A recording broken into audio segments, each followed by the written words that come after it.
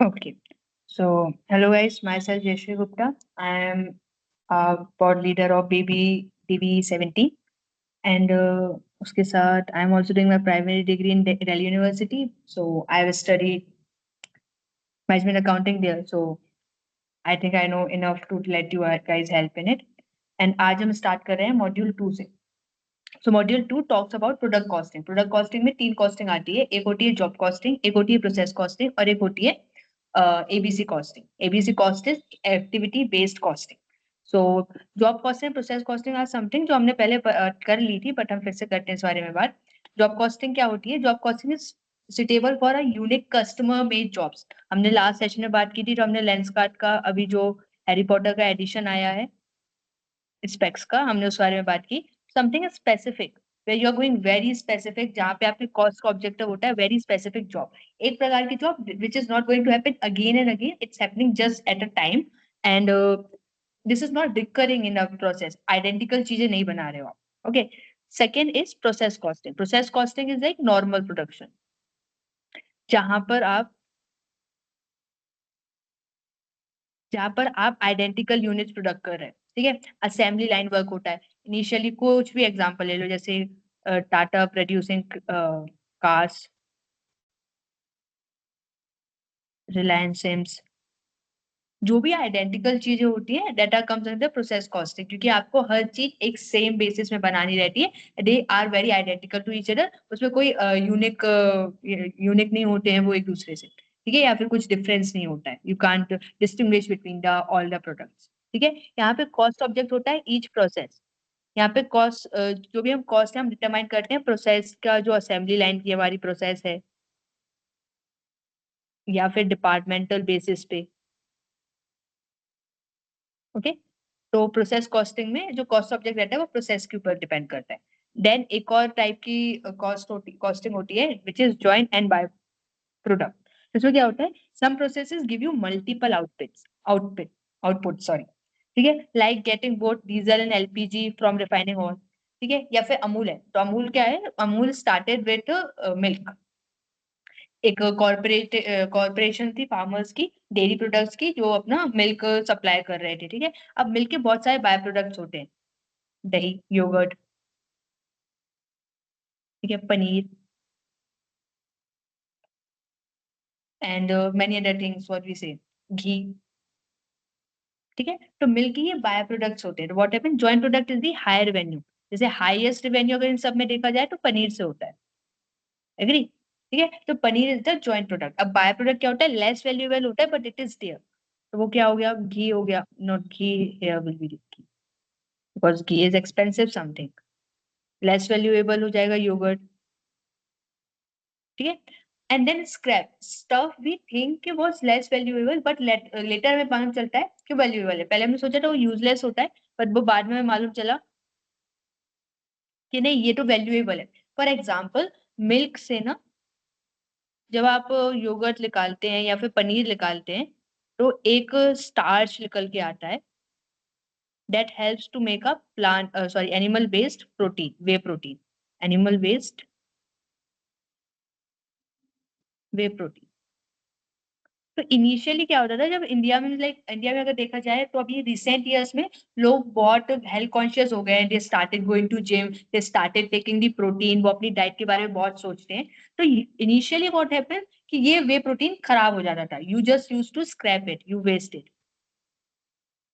But now Amul is planning to come up with a Amul whey protein. Why they are planning to? Because ये जो normal cost है for a whey protein is some X rupees. ठीक है. And अगर Amul produces it using the scrap that they है, तो ये इसको 50% कॉस्ट से रिड्यूस कर सकते हैं. ठीक है. एंड उनका सप्लाई चेन भी बहुत अच्छा, सप्लाई चेन है जो कि वो भी बहुत अच्छी है. तो is a great opportunity for Amul to come up with a whey protein. उनके पास नेम है, ब्रांड वैल्यू है, तो people will be purchasing. This is what whey protein. Whey protein is in scrap. Why so? पहले हमें ये useless लगता था कि क्या ही करना है इस पानी का. ठीक है. But now when people are using it and they see an opportunity from growing from it, तो अब उसे वो बेचेंगे बाजार में. दैट इज समथिंग स्क्रैप जो हमें पहले यूजलेस लग रहा था, बट अब वो वैल्यूएबल हो गया. ठीक है। Now activity based costing, this is an important thing which we are going to study. हम इसके ऊपर क्वेश्चंस भी करेंगे, हम जॉब कॉस्टिंग में भी करेंगे, प्रोसेस कॉस्टिंग में भी करेंगे एंड एक्टिविटी बेस्ड कॉस्टिंग में भी करेंगे। Okay, so ABC doesn't care कि तुम क्या बना रहे हो। ABC don't go for the fact के व्हाट आर यू मेकिंग, आप कुछ भी बना रहे हो, you might be making clothes, fabrics, mobile phones, electronics, whatever you are making, they are not concerned with it. तो ये activity है. This is not something over product. This is about activity. ठीक है. तो they tracks how it's made. इनका activity based जब costing होती है, it doesn't say कि आपका एंड रिजल्ट क्या है. They see the process of it. आपके कितने डिपार्टमेंट्स हैं, आप कितनी एक्टिविटीज कर रहे हो, क्या स्टेजेस से हो कि आपका प्रोडक्ट जा रहा है. ठीक है. तो these are the some things which activity based costing is based on. यहाँ पे क्या होता है, जैसे हमने नॉर्मली कल परसों हमने कॉस्ट शीट वाले क्वेश्चंस किए थे, तो हम प्रोडक्ट के अकॉर्डिंग चलते हैं. यहाँ इसका डायरेक्ट मटेरियल है, लेबर है, उसके बाद प्रोडक्शन ओवरहेड्स होते हैं and then we come with your total cost. No, activity based costing कहती है नहीं, हम ऐसे नहीं जाएंगे. हम देखेंगे क्या एक्टिविटी है, उससे रिलेटेड क्या कॉस्ट जनरेट हो रही है and we will go according to it. अब ऐसा क्यों करते हैं हम, जैसे एग्जाम्पल लिया जाए मैन्युफैक्चरिंग. मैन्युफैक्चरिंग में मेन होता है मशीन्स. ठीक है. तो मशीन से हम जब कोई चीज प्रोड्यूस करते हैं तो एक्टिविटी बेस्ड कॉस्टिंग कहती है कि अगर तुम कोई चीज मशीन से प्रोड्यूस कर रहे हो तो उसके सारे ओवरऑल रिलेटेड जितने भी एक्सपेंस है उसको तुम मशीन आर से निकालोगे. मशीन आर इज लाइक कि आपने कितना मशीन यूज किया है, how much. Okay, how much are you have operated with the machines. ठीक है. तो एक्टिविटी बेस्ड कॉस्टिंग ये कहती है. एग्जाम्पल लें तो एक्टिविटी लेवल चार प्रकार से हो सकती है. यूनिट लेवल हो सकता है, बैच लेवल हो सकता है, प्रोडक्ट लेवल हो सकता है, फैसिलिटी लेवल हो सकता है. यूनिट लेवल लाइक पर आइटम आप जा रहे हो. पर item is like iron man में सूट्स बनाता है टोनी स्टार्क, तो अगर वो स्पाइडरमैन का सूट बना रहे हैं that is an per item things. ठीक है. तो you are going from a per item. Then I getting there is a batch level. Batch level यानी कि आप ग्रुप के अकॉर्डिंग जाते हो. You are going for a group. जैसे क्रेयॉन्स होते हैं, you're not going to purchase a single crayon. You're going to purchase a pack of it. So that is a pack of 12. So that goes up per group. Okay. Then on the product level. Product level is unique product. Unique product, for example, Thor का जो hammer था, जैसे what Avengers infinity war. Avengers infinity war में storm baker बना था, right. अब ऐसा तो नहीं है कि रोज रोज बन रहा है. It is something unique product. उसके लिए एक star comes like you have to burst that star and then you get the element for making that hammer. ठीक है. तो there's a very unique product that is made. तो उसमें हम product level activity base पे जाते हैं. Okay. Then there's a facility level. Facility level is like generalized support, electricity, rent. ठीक है. This is something general support. यानी कि अगर हम डिवाइड करें डिपार्टमेंट्स में, तो एक हो सकता है मैन्युफैक्चरिंग डिपार्टमेंट, एक हो सकता है पैकेजिंग डिपार्टमेंट. ओके. अभी दो डिपार्टमेंट्स लेते हैं. What something is there manufacturing level पे कुछ अलग रहा होगा, मशीन्स के लिए लग रहा होगा. ठीक है. Machines are power maker. Packaging department में हमारे पास लेबर्स हो सकती हैं, तो हम यहाँ पे सारे एक्सपेंसेस लेबर से कनेक्ट कर रहे होंगे. ठीक है. But there is something similar in both of them which is rent. क्योंकि लैंड का तो आप पैसा दोगे ही ना. Suppose you have purchase the land and उसमें 50% मैन्युफैक्चरिंग ऑपरेट कर रहा है, 50% पैकेजिंग ऑपरेट कर रहा है, या फिर 70-30 कर रहा है, तो that is something generalize for them. आप पे तो पूरा ही करोगे, वहां से आप कुछ नहीं निकाल सकते. इलेक्ट्रिसिटी, लाइट तो दोनों जगह लग रही है. That is something generalized which comes in the both of the department. This is clear. समझ में आया एक्टिविटी बेस्ड अकाउंटिंग क्या होती है, कॉस्टिंग क्या होती है और उसमें क्या लेवल्स होते हैं एक्टिविटी के. Okay. ठीक है. अब now the difference between traditional and ABC costing. तो ट्रेडिशनल कॉस्टिंग में क्या होता है, अभी हमने लास्ट टाइम पर आ रहा क्या था, मटेरियल रहता है, लेबर रहता है, और हम ओवरहेड प्लस कर देते हैं. कॉस्ट शीट में हमने ये किया था, हम पहले प्राइम कॉस्ट निकालते हैं, फिर हम फैक्ट्री ओवरहेड निकालते हैं, फिर हम कॉस्ट ऑफ प्रोडक्शन निकालते हैं, फिर हम कॉस्ट ऑफ सेल्स निकालते हैं and then we plus the profit और फिर हमारा टोटल सेल्स आ जाता है. Correct. Just a minute guys.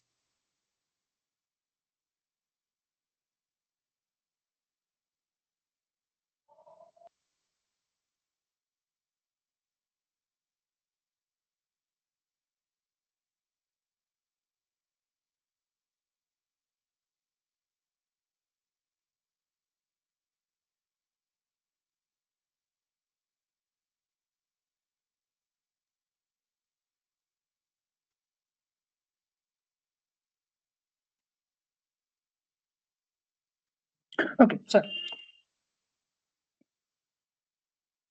या नाउ तो हमने जब क्वेश्चन किया है हमने देखा था कि हम सब चीज जो निकाल रहे हैं that is all everything is based on a generalize level, ठीक है। बट एबीसी कॉस्टिंग कहती है नहीं, हम ऐसे नहीं जाएंगे, हम मटेरियल की कॉस्ट निकालेंगे फिर, लेकिन उसके बाद जितनी भी सारी चीजें हैं उनको हम एक्टिविटी बेस्ड कर देंगे।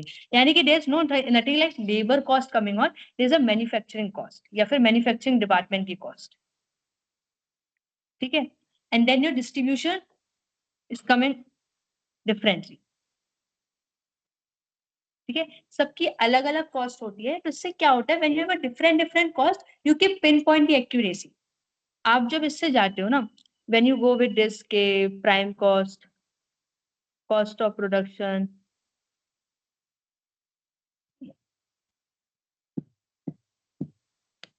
Cost of production, COGS and sales, this is traditional costing. आप यहाँ पे पिन पॉइंट नहीं कर पा रहे, what you are not able to pin point कि किस डिपार्टमेंट में ज्यादा पैसा खर्च हो रहा है, राइट। पर डिपार्टमेंट कॉस्ट आप यहाँ से नहीं निकाल पा रहे, ठीक है। बट अगर इसकी जगह आप एबीसी के फॉर्मूले से जाते हो, तो एबीसी के फॉर्मूले से जाते हो तो then you have material cost, then you have manufacturing department cost, then you have packaging department cost, then you have selling department cost, ठीक है। तो when you go like in this way तो तुम पिन पॉइंट कर सकते हो कि हाँ भाई मेरा 50% मटेरियल में जा रहा है, 10% मैन्युफैक्चरिंग में जा रहा है, 30% हमारा जा रहा है पैकेजिंग में जा रहा है, एंड बाकी का फिर बचा हुआ 10% हमारा सेलिंग में जा रहा है, ठीक है। तो अब हम यहाँ से पिन पॉइंट कर सकते हैं कि भाई मटेरियल का तो समझ में आता है, material is the prime most thing, तो उसका 50% लेना बनता है। बट पैकेजिंग 30% कुछ ज्यादा ही नहीं ले रहा है, हमें यहाँ पे अपनी कॉस्ट को रिड्यूस करना चाहिए। तो हम यहाँ पे पिन पॉइंट कर सकते हैं, you are working with an accuracy according to ABC costing. यह भी वो बात होती है कि आप पिन पॉइंट कर सकते हो एक्यूरेसी को। ट्रेडिशनल कॉस्टिंग में एलोकेशन बहुत ही वेग होता है, आप यहाँ से पता नहीं लगा सकते हो कि एक्चुअल, आप पिन पॉइंट नहीं कर सकते कि आपकी कॉस्ट सबसे ज्यादा कहाँ लग रही, ठीक है। And now traditional costing is best for great for inventory valuation, क्योंकि इन्वेंट्री वैल्यूएशन में क्राइटेरिया क्या है, रॉ मटेरियल, मटेरियल्स, ठीक है। ट्रेडिशनल कॉस्टिंग चलती है मटेरियल के ऊपर है, तो that is good for inventory valuation. But ABC costing is best for planning, controlling and decision making, क्योंकि आप प्लान कर सकते हो कि आपको किस डिपार्टमेंट के लिए ज्यादा फंड्स एलोकेट करने हैं, आप कंट्रोल कर सकते हो कि जहां पे कॉस्ट इंक्रीज हो रही है वहां पे आप उसको कम करो, ठीक है। आप डिसीजन बना सकते हो कि भाई if there is some department which is non profitable और उसके होने या ना होने से ज्यादा फर्क नहीं पड़ रहा है, तो आप उस डिपार्टमेंट को रिमूव कर सकते हो। या फिर आप ये देख सकते हो कि आपको एक और डिपार्टमेंट की जरूरत है ताकि आपका स्पेशलाइजेशन आए या फिर कॉस्ट कम लगेगी एक और डिपार्टमेंट बनाने से, तो आप ये डिसीजन ले सकते हो, right. So this is what comes under the ABC costing, how ABC costing helps us and what is the difference between traditional and ABC costing।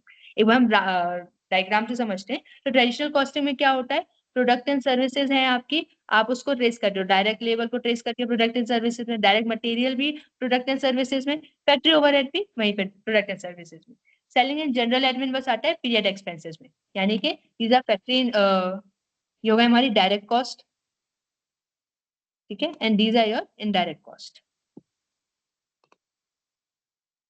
तो व्हाट इज हैपनिंग, आप सबको ट्रेस करके एक ही चीज पे बता रहे हो कि हाँ ये प्रोडक्ट एंड सर्विस के लिए, ये सेलिंग एंड डिस्ट्रीब्यूशन के लिए। परंतु एबीसी कॉस्टिंग में ऐसा नहीं होता। एबीसी कॉस्टिंग क्या कहती है, तुम्हारी जो भी फैक्ट्री ओवरहेड है, फैक्ट्री ओवरहेड यानी फैक्ट्री में मेन चीज क्या होती है, मशीन होती है, वो सारी तुम्हारी हो रही है मशीन सेटअप की वजह से, okay. So this is something you are making it activity, manufacturing activity, ठीक है। कुछ फैक्ट्री ओवरहेड एंड कुछ आपकी सेलिंग एंड जनरल एडमिनिस्ट्रेशन के वो होते हैं प्रोडक्ट की वजह से, प्रोडक्ट डिजाइन, ठीक है। This is your another activity. And आपकी डायरेक्ट मटेरियल, डायरेक्ट लेबर तो डायरेक्टली ही प्रोडक्ट एंड सर्विसेज से जुड़े होते हैं, ठीक है। तो दिस इज व्हाट यू आर डूइंग, कि आप उसको सेग्रीगेट कर रहे हो और आपको एक एक्टिविटी बेसिस पे उन्हें और क्लासिफाई कर रहे हो अंदर ही अंदर, ठीक है। कुछ फैक्ट्री ओवरहेड को मिलाते हैं कस्टमर के अकॉर्डिंग, तो वो कस्टमर पे कैटलॉग प्रिपरेशन के लिए होते हैं। कुछ जो सेलिंग एंड जनरल के नॉर्मल वो होते हैं, वो तो आपके इनडायरेक्ट कॉस्ट ही होते हैं। When you are dividing, subdividing the cost is based on the activities that come under the activity based costing. Okay, clear?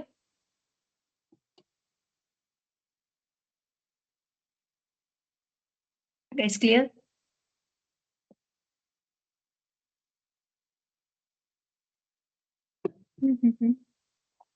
Okay, ठीक। Then ABM is activity based management.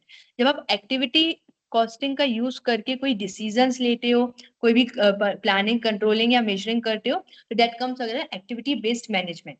तो use all the costing info to plan, control and measure, because knowing where your cost is going is half the battle. अगर हमें समझ में आ जाए तो mainly problem क्या है, when you are operating at a large number, तो आपको पता नहीं चलता है कि पैसा जा कहाँ रहा है।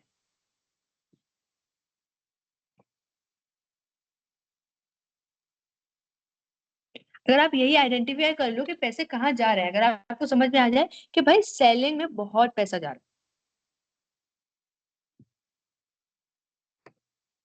रहा है, तो यू गेट वन थिंग कि कहीं ना कहीं आपकी ब्रांड वैल्यू नहीं है, ठीक है, या उसका अपीयरेंस नहीं है, तो you have to work over the promotion. तो आपको ये आइडिया मिल जाता है कि हाँ, अगर आपका पैसा कहीं पे ज्यादा जा रहा है तो आपको एक आइडिया मिल जाता है कि आपको किस चीज के ऊपर वर्क ऑन करना है। Okay, clear. अब क्या होता है, जब हम बजट्स प्रिपेयर करते हैं अकॉर्डिंग टू एक्टिविटीज, तो हम उसको बोलते हैं एक्टिविटी बेस्ड बजटिंग।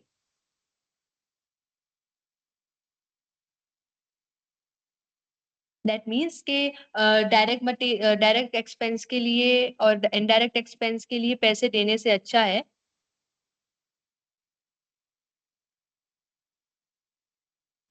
डिपार्टमेंट्स को पैसे दो।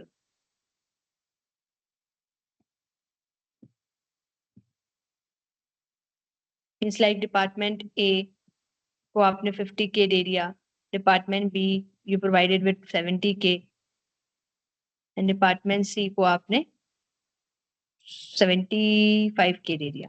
ओके, तो what's all is about 195K हो गया। ये आपका टोटल जो बजट था, आपने उसको डिपार्टमेंट के हिसाब से बांट दिया, ना कि आपने उसको डायरेक्ट एंड इनडायरेक्ट एक्सपेंसेस के हिसाब से बांटा। तो this is what comes under the activity based management, ठीक है। And core versus non core activities distinguish करने में बहुत हेल्प करता है। यहाँ पे कोर एक्टिविटी क्या होती है, is like for example we are producing Apple. Apple जब फोन प्रोड्यूस करता है, तो दे व्हाट डू से दे आउटसोर्स। उनका कुछ सामान चाइना से आता है, कुछ मलेशिया से आता है, and something from Singapore. Cool. तो what is happening, China is producing 50% of the things, ठीक है, Malaysia is doing 20% and Singapore is doing 30%। तो यहाँ पे आपको समझ में आता है कि व्हाट इज योर, अब यहाँ पे भी डिपार्टमेंट ही होगा एक प्रकार से, department A, department B and department C. You can see from here कि जो कोर एक्टिविटीज कौन कर रहा है और नॉन कोर एक्टिविटीज कौन कर रहा है। यहाँ पे आप देख सकते हो कि China is their core manufacturer, ठीक है, Singapore is their middle one and Malaysia is the least important manufacturer. They are important but बहुत ज्यादा नहीं कंट्रीब्यूट कर रहा है। जैसे हम जब स्टेट्स पर रहते ना, तो हम प्रोबेबिलिटी के क्वेश्चंस करते थे कि company is making a product, A produces 50% of product और उसके chances to get defective is 0.5, B produces 30%, it has a chances to be get defective 0.3, and C produces 20%, and it has a chance of getting defective 0.7। तो हमने ऐसे जैसे states में question किए, this is a real life example. तो आप यहाँ तीन डिपार्टमेंट्स हैं, इनके अकॉर्डिंग चलते हो, and this percentage of what they are producing tell us कि क्या कोर एक्टिविटी है एंड क्या नॉन कोर एक्टिविटी है। क्लियर?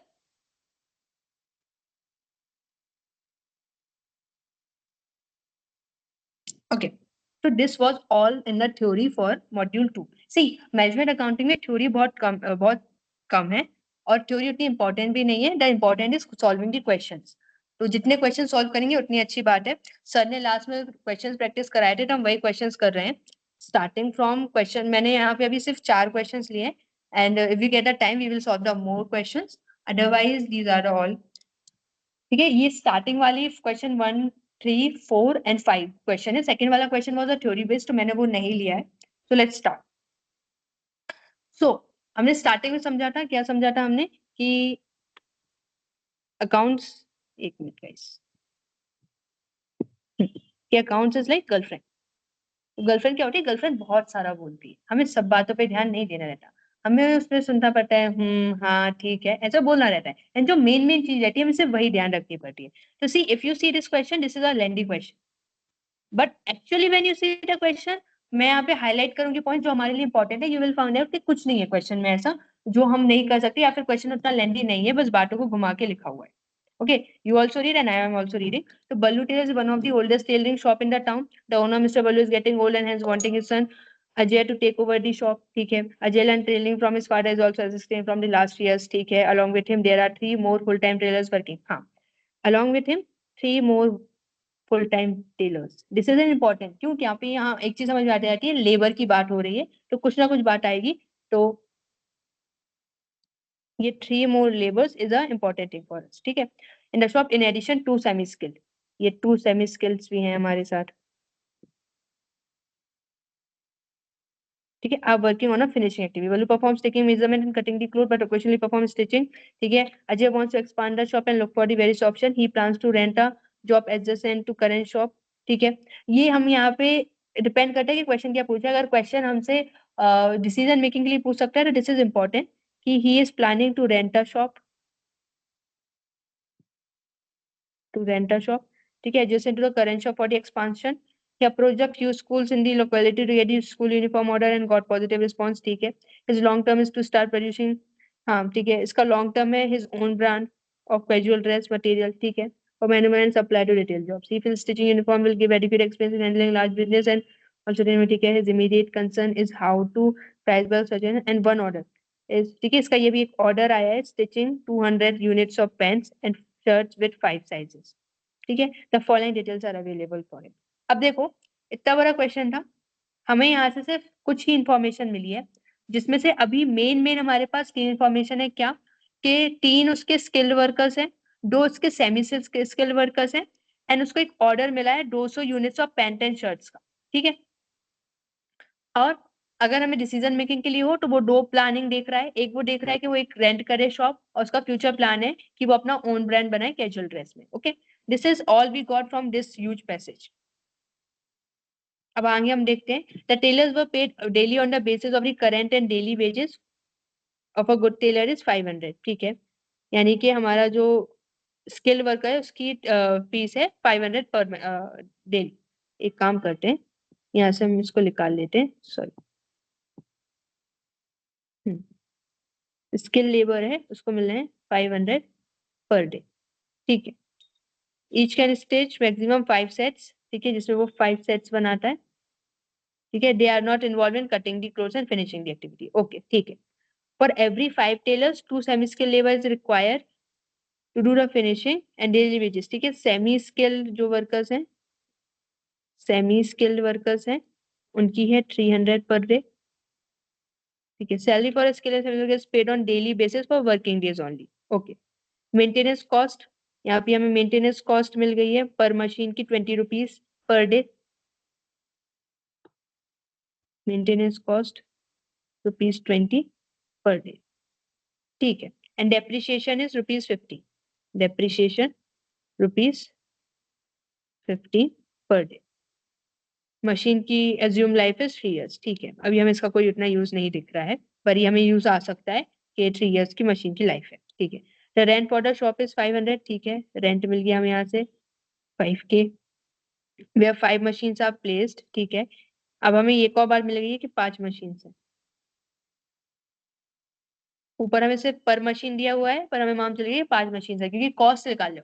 सिंपल सी बात है, इस क्वेश्चन को बहुत प्रैक्टिकल वे से लिखेंगे तो कॉस्ट तो जितनी मशीन लगी है उतनी मशीन के निकालेंगे। हमें ऊपर सिंगल मशीन की वैल्यू दी गई है, हम बाकी की जितनी भी से टोटल मशीन है, हम टोटल कॉस्ट निकालना चाहेंगे मैन्युफैक्चरिंग की, तो हम ये भी ध्यान रखेंगे 5 मशीन है। ठीक है, he can rent adjacent shop for ₹5,000 which can have an. ठीक है, हाँ तो ये वही रेंट जो सेम है वही उसे मिलेगा, अज्यूमिंग 25 का वर्किंग डे।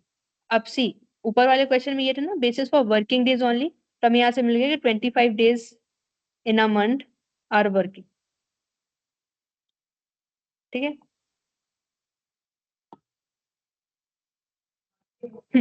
मिसलेनियस एक्सपेंसेस दिए हुए हैं हमें 500 के। ठीक है, 5K के हमारे मिसलेनियस एक्सपेंस है। He estimates direct expenses related to stitching. Okay, direct expense हमें यहाँ पे दिया हुआ है ₹30 का, ठीक है, for stitching,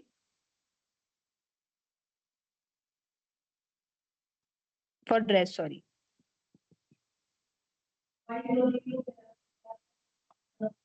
and direct expense ₹60 for pant and shirt. अब याद रखना, पैंट एंड शर्ट का ऑर्डर आया है, जो ₹200 का ऑर्डर, 200 यूनिट्स का ऑर्डर आया है, वो पैंट एंड शर्ट का आया, ठीक है। He will perform from the cloth cutting job under the guidance of his father for the first year, ठीक है। He feels his opportunity income पर day is ₹600। He can cut clothes for maximum 15 sets per day. He plans to take his, ठीक है, okay. ये जो line है यहाँ पे हमें जो दी गई है, वो हमारे लिए इंपॉर्टेंट है या फिर थी, जब तक हमने ये लाइन नहीं पढ़ी थी। The opportunity cost per set is ₹40।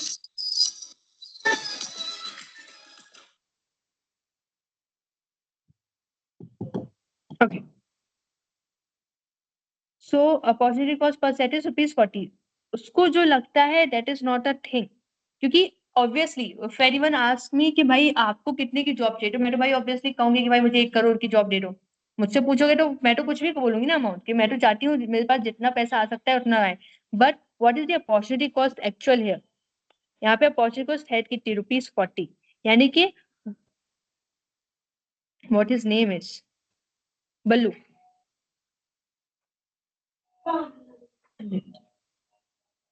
बल्लू की डेली वर्किंग की जो फीस है वो होगी ₹40, ठीक है।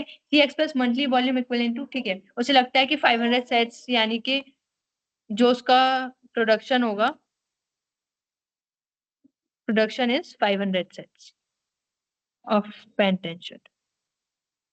कूल, ठीक है। Ajay feels that 40% markup on the total cost, ठीक है, 40% मार्कअप, ठीक है। Markup is what? Markup is like how much additional you are going to put on, यानी कि एक प्रकार से प्रॉफिट ऑन कॉस्ट, ठीक है। This is not actual profit, क्योंकि जो एक्चुअल प्रॉफिट होता है वो सेलिंग प्राइस से निकलता है। Markup is like profit on cost, आप कॉस्ट के ऊपर कितना और लगा रहे हैं, ठीक है, तो हम 40% लगाएंगे, ठीक है। अजय रिक्वेस्टेड, अच्छा अजय नाम है उसका, बल्लू नाम नहीं है,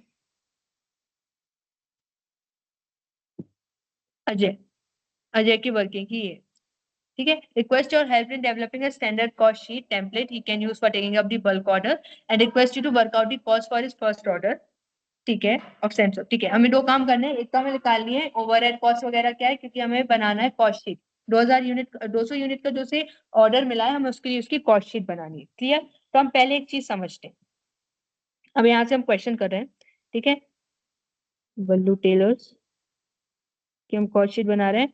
नॉर्मल वही रहेगा, पर्टिकुलर अमाउंट,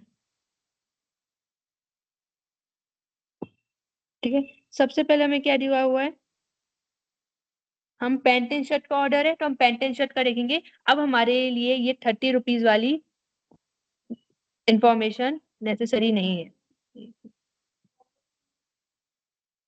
ठीक है, क्योंकि हम ड्रेस नहीं बना रहे हैं, हम पैंट एंड शर्ट बना रहे हैं। ड्रेस की इन्फॉर्मेशन क्यों है? क्योंकि उसका लॉन्ग टर्म विजन है कैजुअल ड्रेस बनाने का, ब्रांड उसमें बनाने का, और ये हमें इन्फॉर्मेशन दी थी टू व्हाट टू से टू कंफ्यूज अस, ठीक है। तो हमें पैंट शर्ट का काम करना है, तो हमारे लिए डायरेक्ट एक्सपेंस क्या है?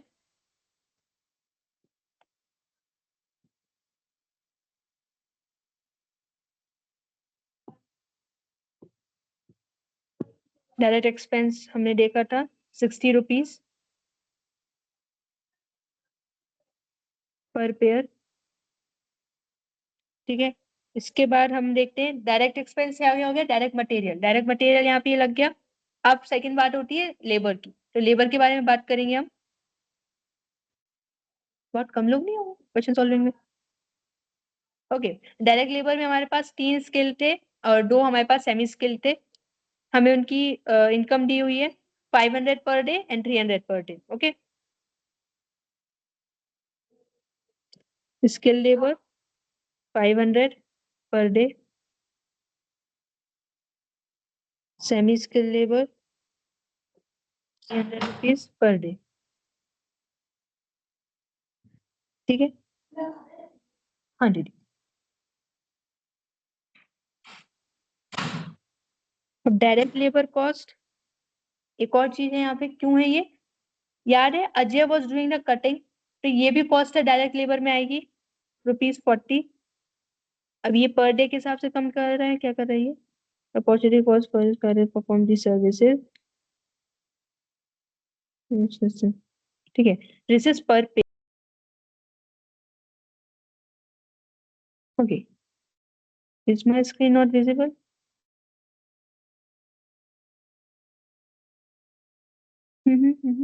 Are you able to see my screen?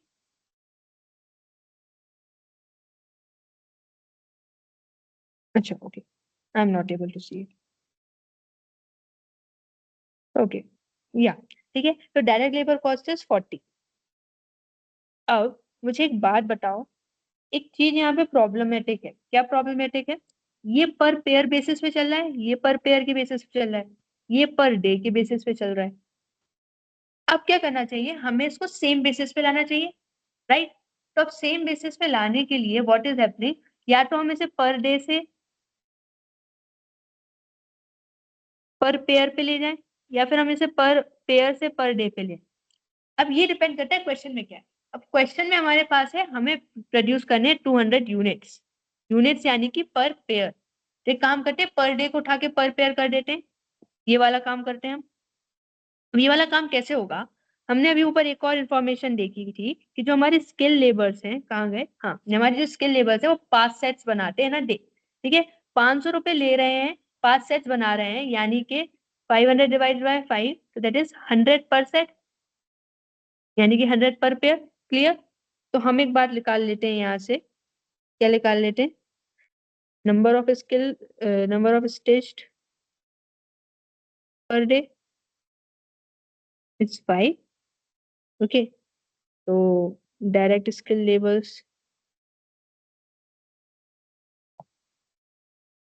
Cost is 100 rupees per pair. Clear? हमारे पास इंफॉर्मेशन आ गई। अब हमें क्या करनी है, अब हमें निकालनी है ओवरहेड। तो ओवरहेड कैसे निकालेंगे हम,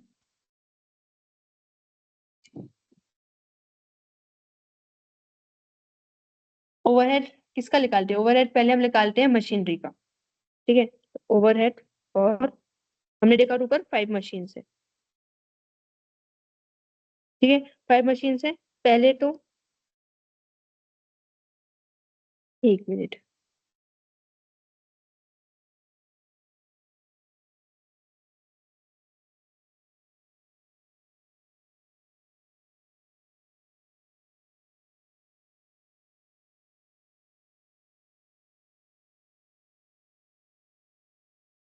ठीक है, ओवरहेड निकालेंगे। तो सेमी स्किल जो वर्कर्स हैं, सेमी स्किल वर्कर्स, उनकी कॉस्ट अब यहाँ पे आएगी। तो हमारे पास क्या है, हमारे पास 2 लेबर्स हैं एट द कॉस्ट ऑफ 300 रुपए in a working time for a 25 day, ठीक है, this is number of workers, this is per day wages, and this is number of working days, ठीक है। तो अब इनको मल्टीप्लाई करेंगे तो 50 एंड 15,000,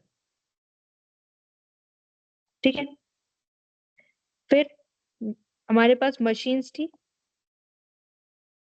मेन में कहाँ गई मशीन्स, ये रही हमारे पास मशीन्स, मशीन की मेंटेनेंस कॉस्ट थी 20 रुपीज, ठीक है, और हमारे पास डेप्रिसिएशन था 15, तो मेंटेनेंस कॉस्ट 20, 5 मशीन थी हमारे पास, 25 वर्किंग डेज है हमारे पास, यानी कि हो गया 25,000, 2500, सॉरी, ठीक है। इसके बाद हमारे पास डेप्रिसिएशन था पर मंथ 15 रुपए 5 मशीन्स पे फॉर 25 डेज, तो ये हो जाएगा, हम 1875। क्लियर? इसके बाद हमारे पास रेंट था और एक मिसलेनियस एक्सपेंस था, ठीक है, रेंट एंड मिसलेनियस एक्सपेंस कहाँ है हमारा, ये रहा, 5 के रेंट था और 5 के मिसलेनियस एक्सपेंस था, ठीक है, 5,000 ये था एंड 5,000 ये था। क्लियर? अब इसके बाद कुछ बचा है, एक बार चेक कर लेते हैं।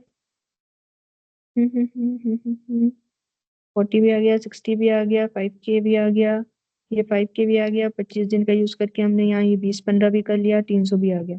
ठीक है, ओवरहेड में हमारे पास इतना ही था। हम इन सबको प्लस कर देंगे तो हमारे पास टोटल ओवरहेड आ जाएगा पर मंथ। ठीक है, let's set this 17,500, 27,500, 27,500, it is 29,375। ठीक है, ये हमारा टोटल ओवरहेड कॉस्ट आया है। ठीक है, ये हमारा मंथली है, पर मंथ के हिसाब से। पर मंथ के हिसाब से this is the overall total cost that we got. But the thing is, हम कितने यूनिट प्रोड्यूस कर रहे हैं पर मंथ? 500 सेट्स प्रोड्यूस कर रहे हैं। ठीक है, मंथली प्रोडक्शन कितना है हमारा? That is 500। ठीक है, अब अगेन क्या हुआ, ये पर मंथ है और हमें पर पेयर चाहिए, तो हम 500 पेयर्स प्रोड्यूस कर रहे हैं पर पेयर। तो हम इसको इससे डिवाइड कर देंगे तो हमें मिल जाएगा ओवरहेड कॉस्ट पर पेयर। ठीक है, पर पेयर के लिए करेंगे हम 29,375 को डिवाइड, 1 मिनट। ओके, हाँ, तो फिर हमारे पास आएगा 58.75। This is our overhead cost per pair. Now what is happening, हमारे पास ओवरहेड कॉस्ट आ गई। हमें इससे कोई लेना देना नहीं है अभी तक। हमें दो चीज करनी है, हमें निकालनी है टोटल कॉस्ट क्या आएगी पर पेंट एंड सेट की, और जो हमने ऑर्डर लिया है उसकी क्या कॉस्ट आएंगी।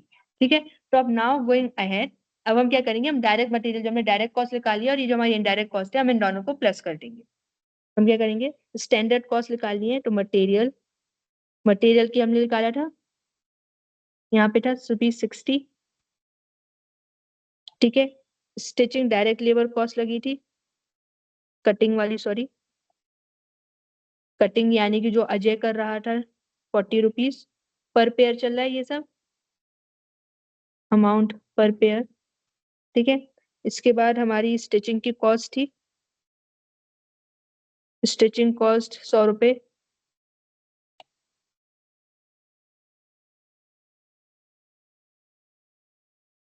अच्छा, एक चीज नोटिस की हो तो दिस इज ना व्हाट वी से इनपुट, नहीं इनपुट होता है समथिंग जो अंदर से आता है, अभी इनपुट कॉस्ट ले लेते हैं, but there is another word, means like this is for Ajay, the owner is, owner की है ये। ठीक है, तो he is estimating this cost, this is input cost. ठीक है, and direct labour he is paying to the skilled worker, this is output cost, ये उसको पैसे देने पड़ रहे हैं। ठीक है, तो दिस इज 100, इसका कुछ और वर्ड होता है मुझे अभी याद नहीं आ रहा है। ठीक है, ओवरहेड कॉस्ट निकाली हमने अभी, ओवरहेड कॉस्ट है हमारी 58.75। ठीक है, ये हमारी टोटल कॉस्ट आ जाएगी, जो कि आएगी 258.75। ठीक है, अब ये हमारी कॉस्ट आ गई है, हमें इसमें 40% मार्कअप देना है। क्लियर, तो ऐड करेंगे हम 40% मार्कअप, 258.75 का 40% निकालने दो, इज ओके 103.50। हम इसको अब ऐड कर देंगे तो we will get the amount, okay 362.25। ठीक है, this is our price, selling price, selling price per pair. ठीक है, this is our selling price per pair. हमें पेयर का ऑर्डर कितने का मिला हुआ है? 200 का, करेक्ट। तो या तो आप ऐसा कर सकते हो, टोटल ऑर्डर वैल्यू निकाल लो, that is 362.25 into 200, which will be around 72450। जैसा किया ना, हाँ ठीक है। ठीक है, this is your total order value. या फिर जब आप कॉस्ट शीट बनाते हो ना, तो आप क्या करते हो, मटेरियल अमाउंट, सॉरी हाँ, यहाँ पे पर्टिकुलर्स है,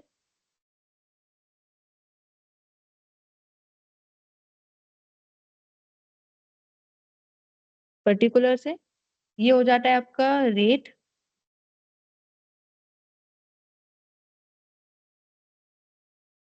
रेट, एक आती है आपकी quantity, quantity is going to be 200।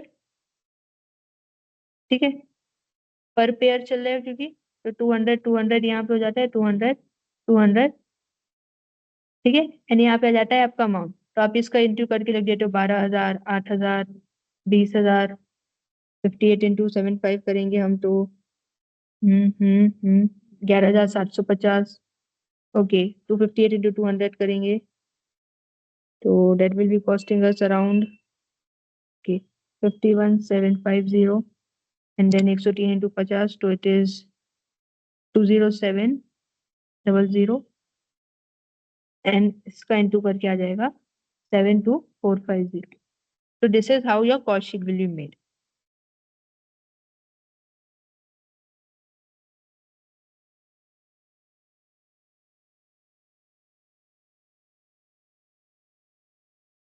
Clear? समझ में आया ये क्या किया हमने? ये देख लो,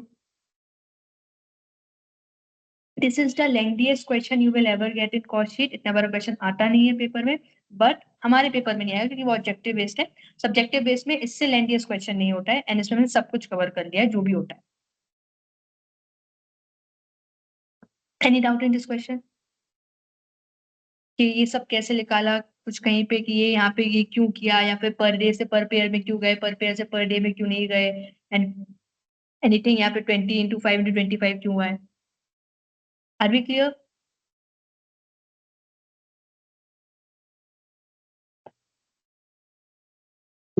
okay, let's move to second question.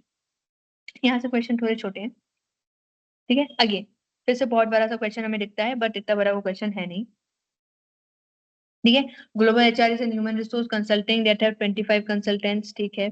25 consultant is an important information. Out of 25 5 are senior, ठीक है। 5 सीनियर इनकी क्वेश्चन जब पढ़ते हैं ना समझ में आ जाता है। 5 सीनियर है जिनकी सैलरी है डिफरेंट होगी, ठीक है। Others are over also partners, the average salary per year senior consultant, ठीक है, senior consultant is 40 lakhs per annum, and the normal वालों की 18 लाख है, ठीक है। Each consultant is expected to log 150 billable days, ठीक है। वर्किंग डेज है 150, ठीक है। Estimated corporate overhead is 200 lakh, overhead दिया हुआ है हमें 2 लाख का, 200 लाख का सॉरी, ठीक है। लार्ज में वांट टू हायर ग्लोबल, ठीक है, performance assistant for numbering 50 managers, okay, ठीक है। ग्लोबल एचआर में जो जॉब वुड रिक्वायर, ठीक है, जो जॉब करने जा रहे हैं, this is job costing, specific job के लिए हो रहा है, प्रोजेक्ट बेस्ड है, तो 2 सीनियर कंसल्टेंट लगेंगे, 6 अदर कंसल्टेंट लगेंगे, ठीक है, for a period of 50 days, 50 दिन का काम है, ठीक है। Assignment also involves a travel, estimate number of days of travelling is 100, यानी कि 100 कंसल्टिंग डेज लगने हैं, ठीक है। The cost of air fare सब मिला के ₹30,000, नॉर्मली मार्कअप है हमारे पास 60,000 का, well quoting the fees, how much global should, ठीक है। अब क्या कोड फीस कोड करनी चाहिए ग्लोबल एचआर को, तो उसके लिए हम क्या करेंगे, हमें कॉस्ट एस्टिमेशन सबका निकालना पड़ेगा। सबका कॉस्ट एस्टिमेशन निकालने से पहले एक बात समझनी पड़ेगी हमें कि ये हमें दिया हुआ है साल भर का, साल भर का यानी कि 150 दिन का, बट हमें चाहिए कितना है, हमें चाहिए 50 दिन का, तो हमें पर डे क्या रेट चल रहा है वो देखना पड़ेगा। तो हम इसके लिए क्या करेंगे, यहाँ पे हमारे पर्टिकुलर्स आ जाएंगे, या फिर टाइप्स ऑफ एम्प्लॉय, सैलरी क्या है, बिलेबल डेज क्या है, वर्किंग डेज लिख देती हूँ, ठीक है। रेट पर डे क्या होगा, ठीक है। एक है हमारे पास सीनियर, दूसरे वाले को जूनियर बोल देते हैं, ठीक है, और फिर आ जाता है टोटल एम्प्लॉय कॉस्ट, ठीक है। सीनियर की सैलरी कितनी है हमारी 40, और इसकी 18, ठीक है, 40 lakh and 18 lakh, that total is 58 lakh. Working days कितने हैं 150 एंड 150, तो ये भी 150 के अकॉर्डिंग हुआ, ठीक है। तो 40,000 40 लाख डिवाइड बाय 150 करेंगे हम, ओके, ठीक है, 26,686, 66, ठीक है, 26,667। अब हम 18 लाख डिवाइड बाय 150 करेंगे तो ये तो कट जाएगा, इट्स लाइक 65, ये हो जाएगा हमारा 12,000, ठीक है। एंड इनको प्लस कर देंगे हम तो ये हो गया 38,667 इज रेट पर डे, ठीक है। हमारे पर डे के हिसाब से रेट निकल के आ गया। अब हमें निकालनी है कॉस्ट,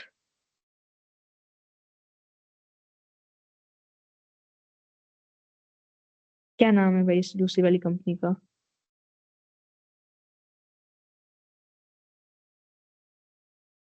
कुछ होगा, cost assessment, cost for performance assessment,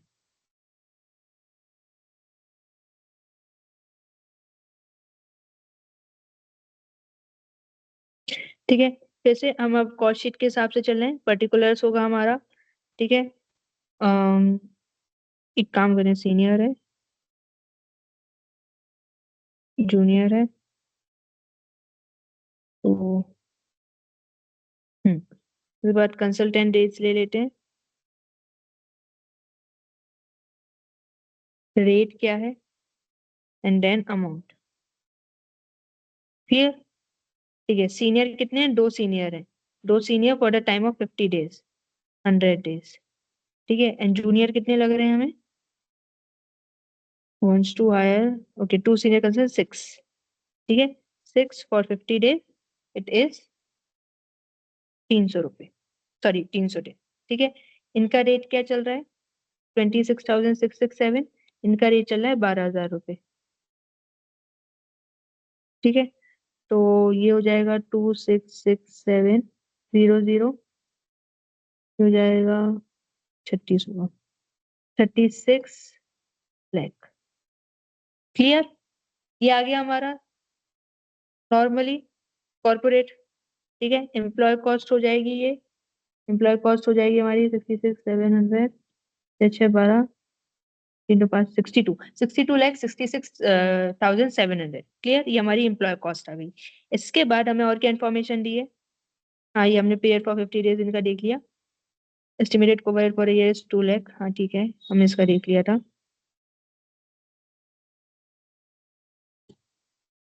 एक मिनट, कॉर्पोरेट ओवरहेड तो निकाला ही नहीं है, 1 मिनट गाइस।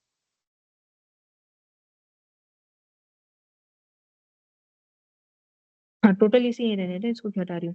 ठीक है, कॉर्पोरेट ओवरहेड, ये जो हमें ओवरहेड दिया हुआ है कॉर्पोरेट ओवरहेड, 2 लाख का। वर्किंग डेज है इनके 150 अगेन, ये दिया है हमें 2 लाख, नहीं 200 लाख है, सॉरी। हाँ, 200 लाख डिवाइडेड बाई 150 करेंगे,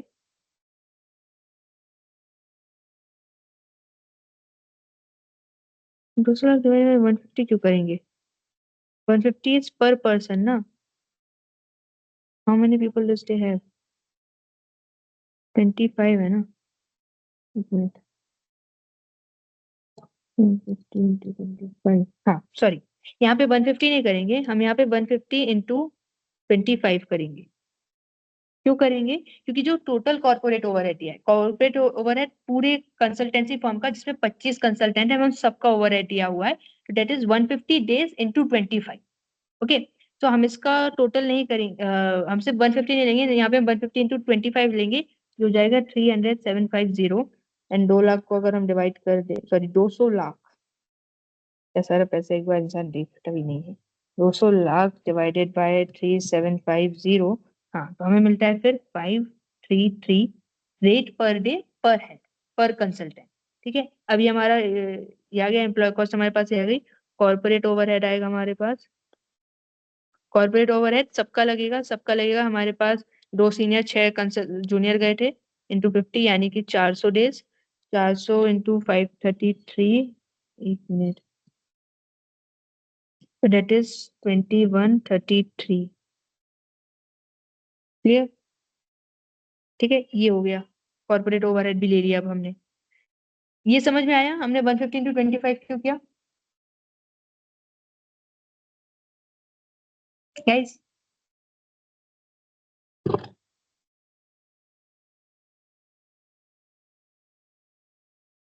आई will take it as a yes. ठीक है, ओके, तो अब ये हो गया है, कॉर्पोरेट ओवरहेड हो गया हमारे पास। अब क्या बचा है?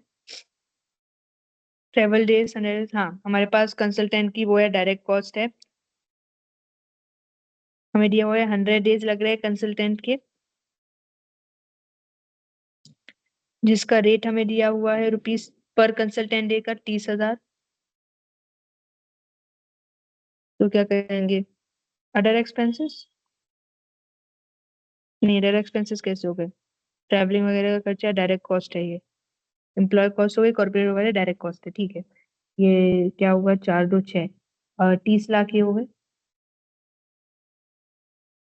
ठीक है, अब इन सबको हम प्लस कर देंगे, इन सबको हम प्लस कर देते हैं। ये ये हो जाएगा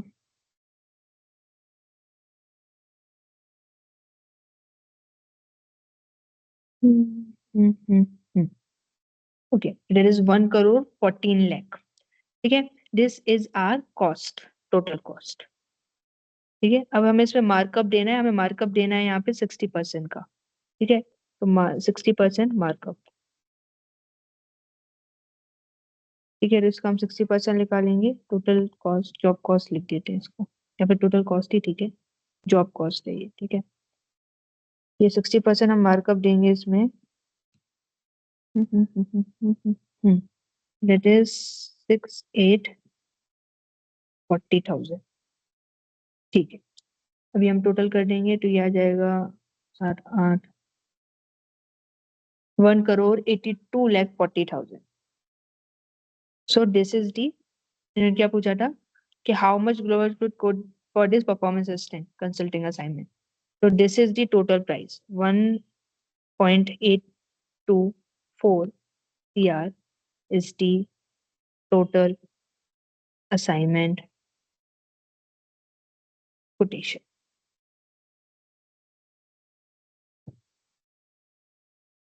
क्लियर? क्या किया हमने अभी यहाँ पे? Okay, this was question 2। एक और क्वेश्चन है, 2 क्वेश्चन और हैं, करते हैं। Question 4 is easy, very easy. वो दिखने में बहुत बड़ा है, बाकी वो छोटा सा है। ट्रिंडेंट, हाँ ट्रिंडेंट वाला इज अ गुड क्वेश्चन, क्योंकि इसमें क्या है कि ट्रिंडेंट वाले में हम थोड़ा सा डिसीजन मेकिंग भी साथ में करते हैं, तो ऑब्जर्वेशन हमें लास्ट में बनानी पड़ेगी। तो क्या कह रहे हैं, Trident electric motors manufacture motor generator, ठीक है। While some customer give the design for the motor, other also take the help of the design from the trainer developer. The company is part following the management company costing a direct cost at rupees 20,000 per production hour as a indirect cost. ठीक है, if a customer take the service of the design charges are at the rate of okay rupees 2 lakh per design।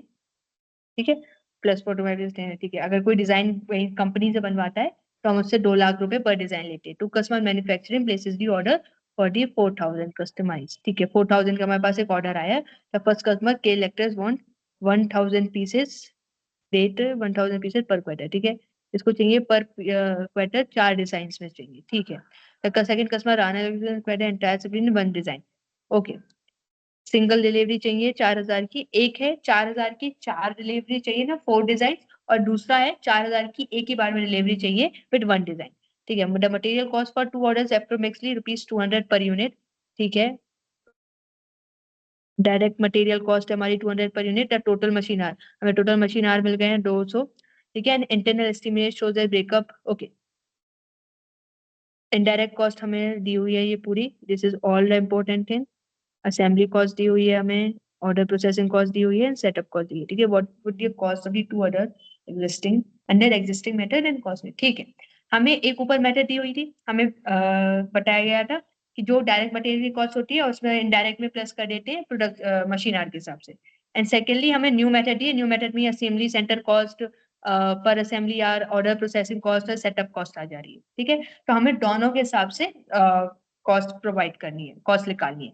But the thing is, thing क्या है यहाँ पे कि हमें 2 orders दिए हुए हैं। एक हमें दिया हुआ है के इलेक्ट्रॉनिक्स का, एक ऑर्डर दिया है हमें राणा इलेक्ट्रॉनिक्स का। के इलेक्ट्रॉनिक्स ने भी 4,000 यूनिट का ऑर्डर दिया है, राणा इलेक्ट्रॉनिक्स ने भी 4,000 का दिया है। पर के इलेक्ट्रॉनिक्स कह रहा है कि आप मुझे साल भर में हजार हजार के 4 डिफरेंट प्रकार की डिजाइन के 4 ऑर्डर देना। बट राणा कह रहा है कि नहीं, तो मुझे एक ही बार में चारों 4,000 का ऑर्डर दे दो एक ही सिंगल डिजाइन में। तो हम दोनों का निकालते हैं व्हाट टू से कॉस्ट। तो ओल्ड मेथड से निकालते हैं पहले। कहता कि आसानी से कट ही नहीं रहा था, इसलिए इस बार हम इस आम को ऊपर फेविक्विक लगाएंगे और फिर देखेंगे क्या है। Can you mute yourself Kartik?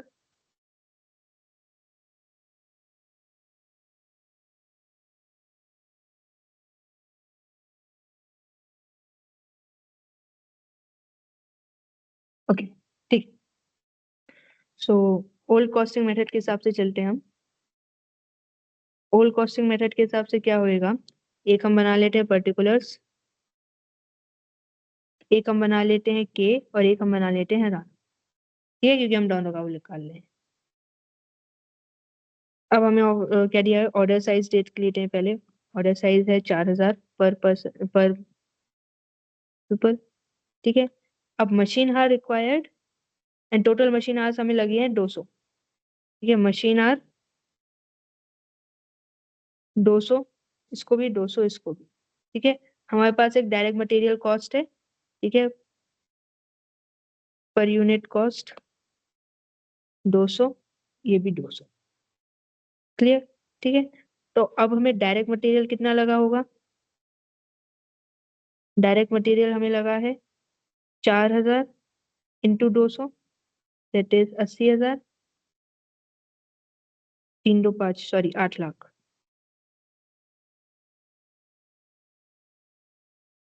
यहाँ पे भी सेम ही लगा है, 4000 इंटू 200, 8 लाख,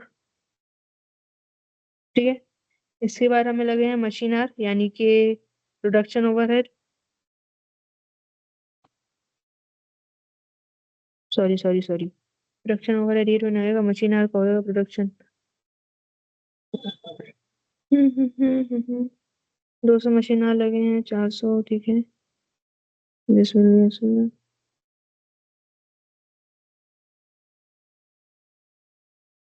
इसमें प्रोडक्शन इसने मशीन आवर्स के अकॉर्डिंग तो लिया है, बट ये 20,000 लिया है, ठीक है। तो 20,000 इंटू 200, ठीक है, तो ये हो जाएगा क्या, 4 2 6, 40 लाख। ये हमने ऊपर इन्फॉर्मेशन दी हमारे पास है, 20,000 पर production indirect cost overhead, machine का ओवरहेड हमने ऐसे लिया है, ठीक है। इसकी भी सेम हो जाएगी, 20,000 इंटू 200, ये हो गया 40,000, 40 लाख, सॉरी। फिर हमें एक और बात याद आती है कि यहाँ पे एक डिजाइन की बात हुई थी, 2 लाख पर डिजाइन, ठीक है। तो हम डिजाइन डिपार्टमेंट कॉस्ट निकाल लेते हैं, डिजाइन डिपार्टमेंट कॉस्ट। तो जो के ने किया है, के ने क्या बोला था, हमें 1000 वो चाहिए पर पीस है, 4 डिजाइन है इसकी, और एक डिजाइन की कॉस्ट है 2 लाख, नहीं हाँ 2 लाख, इसकी 4 डिजाइन है तो 2 लाख इंटू 4, तो ये हो गया 8 लाख, ये हो गया 2 लाख। इसने एक ही डिजाइन दी थी तो इसका 2 लाख ही रहेगा, ठीक है। अब हमने डायरेक्ट मटेरियल लिया है, प्रोडक्शन निकाल लिया है, डिजाइन निकाल लिया, और कुछ तो नहीं है अभी ओल्ड मेथड में, नहीं। हम यहाँ से टोटल कॉस्ट निकाल लेंगे। टोटल कॉस्ट हमें निकल के आएगी 8 8 16 56, 56 लैक्स। यहाँ पे हमारे पास आएगी 8 2 10 50 लाख, ठीक है। कॉस्ट पर यूनिट क्या होगा, कॉस्ट पर यूनिट यानी कि हम इसको डिवाइड कर देंगे 4000 और 4000 से, तो ये हो जाएगा हमारा 1250, और ये हो जाएगा हमारा, ये तो जाएगा 14 से, 1400। तो कॉस्ट पर यूनिट फॉर के is 1400 and for Rana is 1250, ये ओल्ड मेथड के अकॉर्डिंग से। अब हम न्यू मेथड के अकॉर्डिंग से लगा लेंगे, न्यू कॉस्टिंग मेथड। इसमें कुछ भी direct material and direct labour में तो कोई चेंज नहीं होगा, पर्टिकुलर के एंड राना, ठीक है।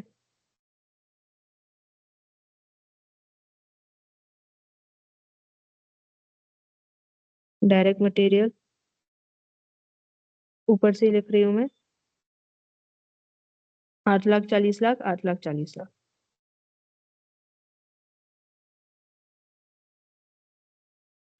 40 lakh 40 lakh, this is our production overhead. नहीं, प्रोडक्शन ओवरहेड नहीं लेना है ना इसमें, सॉरी, इसमें प्रोडक्शन ओवरहेड नहीं आएगा, क्योंकि यहाँ पे हमारे पास एक्टिविटी बेस्ड दिया हुआ है, नीचे दिया हुआ है हमें ये असेंबली सेंटर कॉस्ट वगैरह दिया है, ठीक है। ये लेंगे हम assembly centre cost, assembly centre cost लेंगे। असेंबली सेंटर कॉस्ट के हिसाब से क्या है, इट्स 50,000, सॉरी 15,000 पर असेंबली आर, तो हमारे पास 200 आवर्स लगे, तो 15,000 इंटू 200, तो डेट इज 30 लाख, 3 2 5 ना, हाँ 30 लाख, दिस विल ऑल्सो भी 30 लाख, भी 15,000 इंटू 200, ओके, एसीसी हमारा ये लगा है। उसके बाद सेमी सेटल कॉस्ट हो गया। Order processing cost, order processing cost, तो के ने क्या किया है, के ने 4 ऑर्डर लिए। ऑर्डर प्रोसेसिंग की क्या कॉस्ट है, 50,000 पर ऑर्डर। ठीक है, उसका 5 बार ऑर्डर लगा है, हर एक क्वार्टर में गया है, तो 50,000 हर एक ऑर्डर पे लगेगा 4 बार। इसने एक ही बार में सारा सामान ले लिया है, तो उसका एक बार लगेगा, this is 50,000 only, and this is 2 lakh. ठीक है, and then setup cost is 2 lakh per setup. Setup cost किस चीज के लिए लगी है, सेटअप कॉस्ट लगी है डिजाइन के लिए। नो डिजाइन, हाँ सेटअप कॉस्ट लगेगी डिजाइन पे। अगेन तो 4 डिजाइन थे, तो setup cost, what was the amount, 2 lakh into 4। इसने एक ही बार एक ही टाइप की डिजाइन ली है।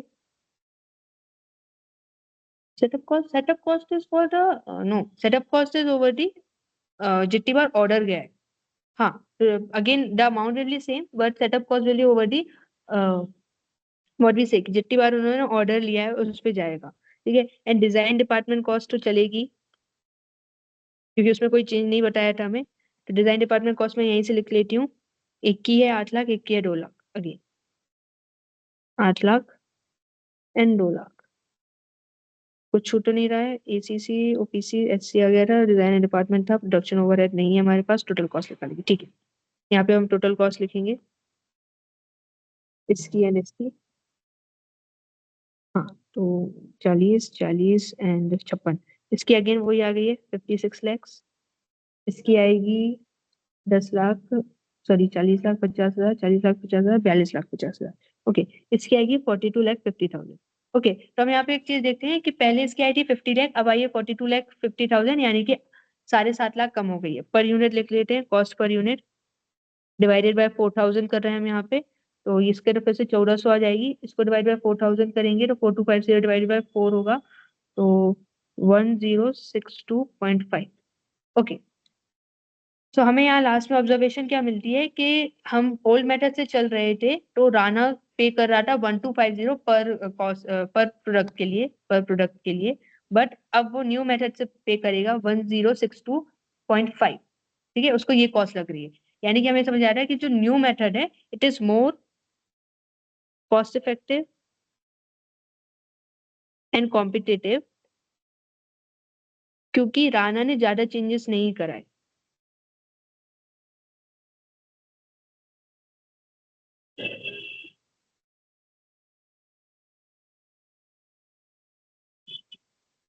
उसने एक ही बार में ऑर्डर ले लिया था, और उसने क्या एक और काम किया था उसने, क्योंकि उसे बेनिफिट मिलना चाहिए ना कि उसने डिजाइन में ज्यादा काम नहीं कराया, एंड उसने ऑर्डर भी एक ही बार में ले लिया, तो we should provide him some benefit. तो यहाँ पे हम देख सकते हैं कि जब हम डिफरेंट एक्टिविटी बेसिस पे गए, तो हमने उसकी कॉस्ट कम कर दी बाय अराउंड रुपीज 150 रुपीज, हमने उसकी कॉस्ट कम कर दी है। पहले उसको 1250 पर प्रोडक्ट लग रहा था, उसको 1062 लग रहा है पर प्रोडक्ट।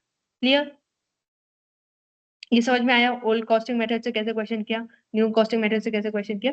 कॉस्टिंग का सिर्फ फॉर्मूला याद हो, मेन चीज होती है direct material, direct labour, and then होता है ओवरहेड। ओवरहेड में भी जो ओवरहेड्स आपको दिए वो आप लिखते हो। ठीक है, एंड ये अगर तीनों याद हो तो आप सारी इंफॉर्मेशन का यूज करके वो लिख सकते हो। बाकी तो सब जगह हमने नॉर्मल ब्रेन लगाया है, जो हम अर्थमेटिक में लगाते हैं।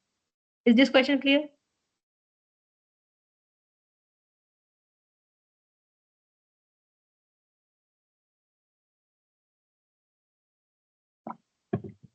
Is this question clear guys?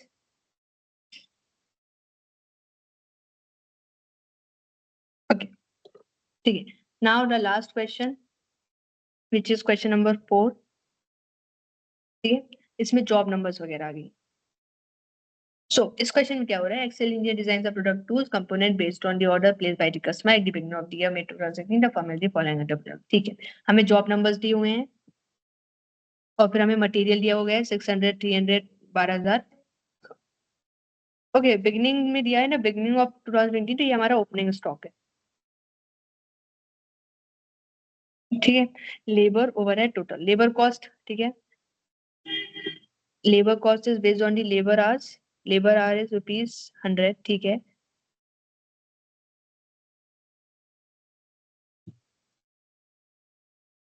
Overhead is charge based on the machine at a predefined rate of 300, ठीक है। ओवरहेड है हमारा 300 पे, डायरेक्ट लिख देते हैं हम वहां पर। लेबर है हमारा ₹100 पर, एंड ओवरहेड है हमारा ₹300 पर, ठीक है। During the month of May, the production department continued to work on existing job and has the following job under projects. This is opening work in progress. ठीक है, फिर हमने बाकी काम किया as exchange job and also taken up the new job analysis requirement, ठीक है। हम इन कामों 132, 137, 142 जॉब नंबर पे तो हम काम कर ही रहे थे। हमने कुछ और जॉब्स ले ली और हमने ये लगाया, ठीक है। ये हमारे पास एक ओपनिंग वर्क इन प्रोग्रेस था, ये सारा हमने काम लगाया है। अब देख यहाँ पे हमें labour hours and machine hours दिए हुए हैं, हमें इनको कन्वर्ट करना है, तो हम इसको मल्टीप्लाई बाय 100 करेंगे एंड इसको मल्टीप्लाई बाय 300 करेंगे to get the labour overhead and labour cost and overhead cost, ठीक है।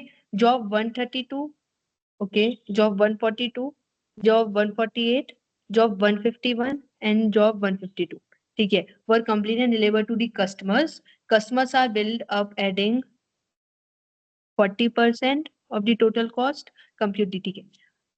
यहाँ से एक और बात समझ आई कि ये जो 132, 142, 148, 151 और 152 है, ये कंप्लीट हो गए थे आफ्टर दिस मंथ, ठीक है। यानी कि इनका कोई हमारे पास क्लोजिंग स्टॉक नहीं आएगा। बाकी की जो है 137, 149, 150, इनके हमारे पास क्लोजिंग वीआईपी आएगा, वर्क इन प्रोग्रेस आएगा, ठीक है। एंड जो हमने कंप्लीट है, हमने उनको बेचा है 40% के मार्कअप पे, okay. There are three things now. Revenue for the हमें फाइंड करना है, revenue for the month of में, यानी कि जो हमने जो कंप्लीट हो गए, ये जो हमने 5 जॉब्स हैं, इनको जो हमने सेल किया है, इनसे कितना रेवेन्यू आया, उनकी कॉस्ट क्या थी, और क्लोजिंग वर्क इन प्रोग्रेस जो वर्क बचे, ये जो 3 काम बचे हुए हैं, इनकी क्या कॉस्ट रहेगी। तो पहले ओपनिंग है, तो हमें क्या करना है, सिंपल है, कोई फॉर्मूला नहीं है, नॉर्मली हम लिखते ओपनिंग वर्क इन प्रोग्रेस में प्लस हमने जितना काम किया है, एग्जिस्टिंग वर्क कितना किया है, वो एक काम होगा जो हमने जॉब कंप्लीट कर ली है, जो कंप्लीट हो गई है, वो हमारी बन जाएगी सेल्स, ठीक है। सेल्स नहीं, cost of sales, cost of sales, ठीक है। ओपनिंग वीआईपी अगर किसी का है, प्लस एग्जिस्टिंग स्टॉक वर्क जो हमने किया और वो अभी कंप्लीट इनकम्प्लीट है, वो बन जाएगा हमारा क्लोजिंग वीआईपी, ठीक है। कॉस्ट ऑफ सेल्स में मार्कअप प्लस कर देंगे तो हमारा वो बन जाएगा रेवेन्यू, क्लियर, ठीक है। अब हम यही काम करने वाले, जॉब नंबर लिख लेते हैं। पहले जो हमारे एग्जिस्टिंग ओपनिंग वो है, जिनके पास हमारे पास ओपनिंग दिखा हुआ है, हम उसके काम कर लेते हैं, या फिर जो कंप्लीट हो रही है उन पे काम कर लेते हैं। 132, 142, 148, 151 एंड 152, याद भी ना रहे मुझे, 32, 42, 48, 51, 52।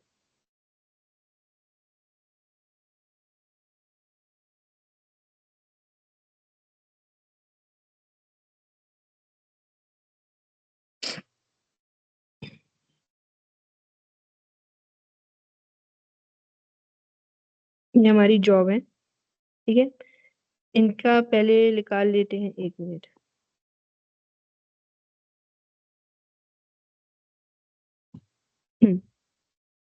पहले इनका ओपनिंग वीआईपी लिख लेते हैं, ठीक है। फिर ड्यूरिंग द मंथ हमने क्या किया, और फिर क्लोजिंग वीआईपी क्या है, सबका साथ ही में निकाल लेते हैं, या फिर यही करते हैं।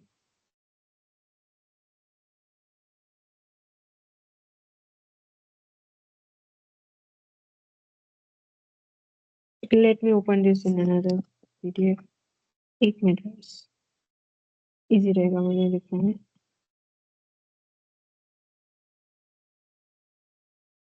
ठीक है।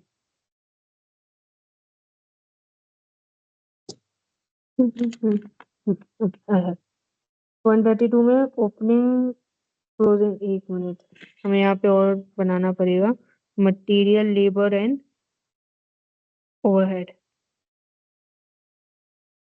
Material labour overhead total, 1 minute guys.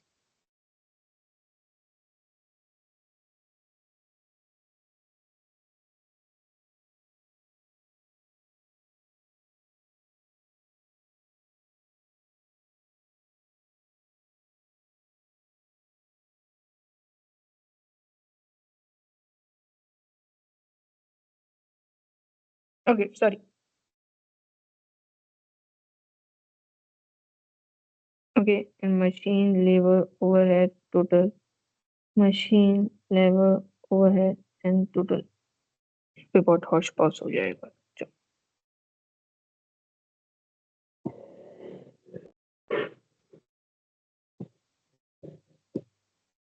ये तो ठीक है।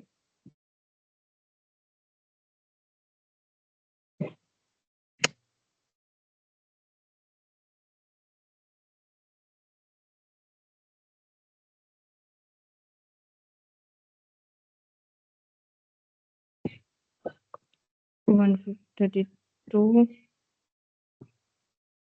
142, 148, 151 एंड 152। ठीक है, हमें ओपनिंग दिया हुआ है 132 का। मैंने एक और में खोल लिया तो मैं ऊपर से देख के लेके जाऊंगी। 6000, 1200, 1800, जो कि टोटल हो जाएगा 9000।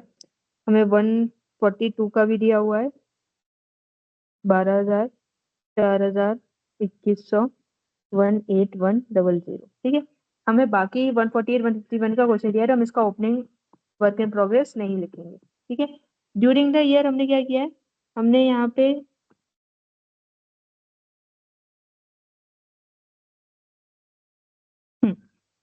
ड्यूरिंग दी मंथ हमने 132 में इन्वेस्ट किया है 700, सॉरी मटेरियल में नहीं, 700 नहीं, 3500।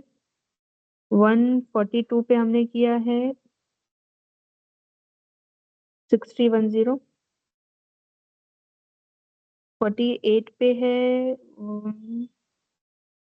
7450।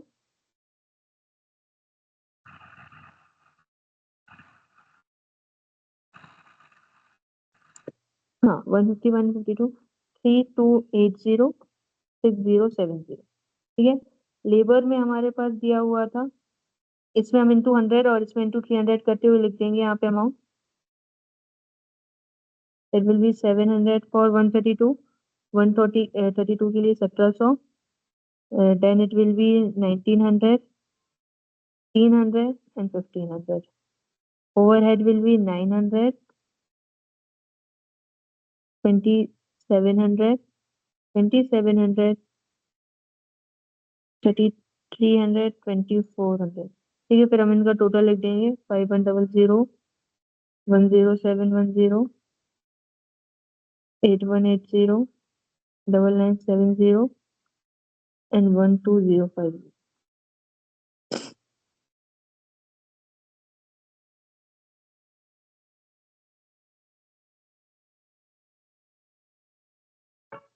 Now opening plus during the month करके हमें क्लोजिंग मिल जाएगा, तो यहीं से प्लस करेंगे 9550, 18310।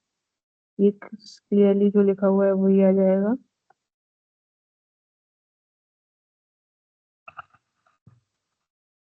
1600, 3300, 2400, 8180, 9970, 148 का भी वही आ जाएगा 1900, 2700, 12050। This will be 5700, this will be 1900, 2700 and 4800, 6000,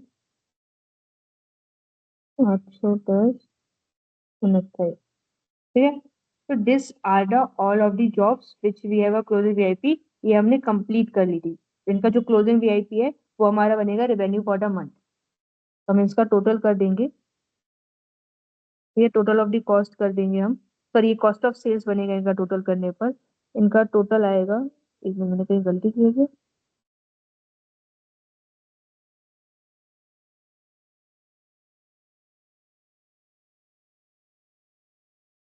नहीं, मैंने कहीं गलती नहीं की है।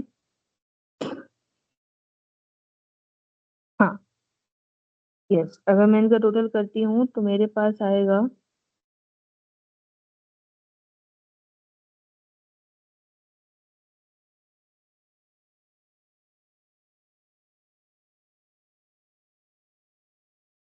कुछ तो गलती की है मैंने।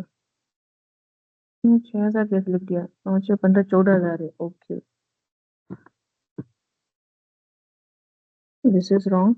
14,000 कहीं पे कैलकुलेशन मिस्टेक हो तो वो देख लेना बस। 12,050 ओके, 818097। हाँ ठीक है। हाँ, इन सबको मैं प्लस कर लूँ तो डेट इज अराउंड 73110। ठीक है, तो ये सारा जो है ये हमने, these are the amount for the jobs जो हमने कंप्लीट करके सेंड कर दी थी। तो this is cost of sales. ठीक है, अब इसमें हम मार्कअप कितना ले रहे हैं? We are taking a markup of 40%। ठीक है, तो 137 के प्लस मार्कअप कर देंगे हम इसमें 40% का।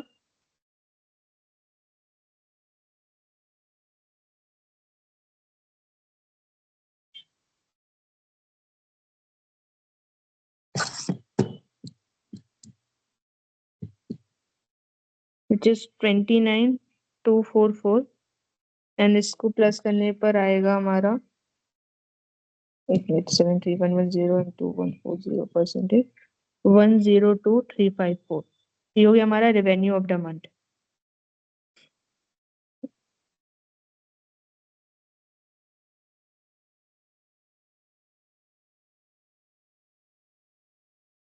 अब वैसे ही हम बाकी का बचा हुआ है, यहाँ से हम 137 का है 701 ले लेंगे।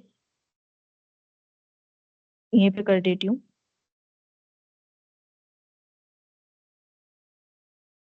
Date will be 900।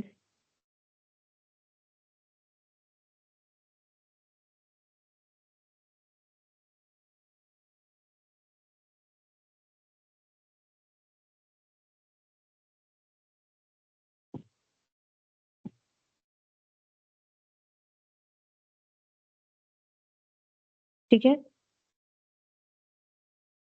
137 का करना है हमें। तो 137 का ऊपर से है 7100, और ये प्लस होके हो जाएगा इसका टोटल 21 एंड प्लस 71। तो डेट विल बी 9200। 49 का यही रहेगा 1200। इसका भी यही रहेगा 2100, 150 का। ठीक है, तो by adding all of them, जो थ्री हमारे वर्क इन प्रोग्रेस हैं, सॉरी सॉरी, अभी इनका टोटल थ्री करना है। एक मिनट, मैंने गलती कर दी है यहाँ पे।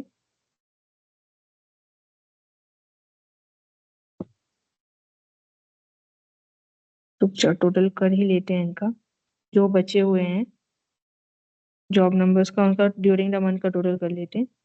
ड्यूरिंग द मंथ बची हुई जॉब्स का टोटल करना है। 137, 150 एंड एक और था 148, आई थिंक सो।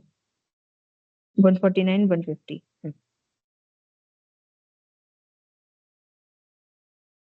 149 एंड 150 इनकी ओपनिंग से आया है। ओपनिंग वीआईपी से इसी बस का आया है 60,100। इसका कुछ नहीं है। ड्यूरिंग दी मंथ में क्या हुआ है, मैं टोटल लिख रही हूँ सबका। ओके, यहाँ पे टोटल कर देते हैं। 2,000 प्लस 2,800 और 1,200, 4,000।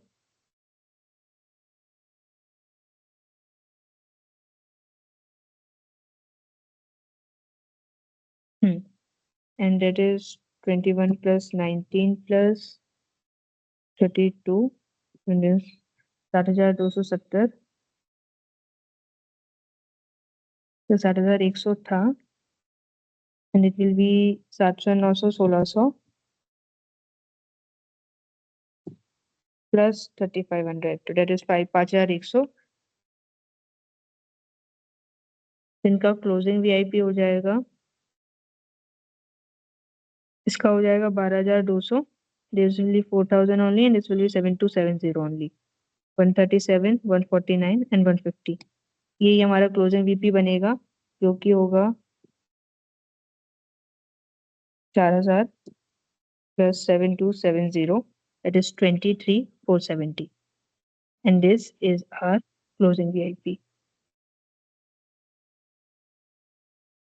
ठीक है, सो हमारा रेवेन्यू फॉर द मंथ है 102,354,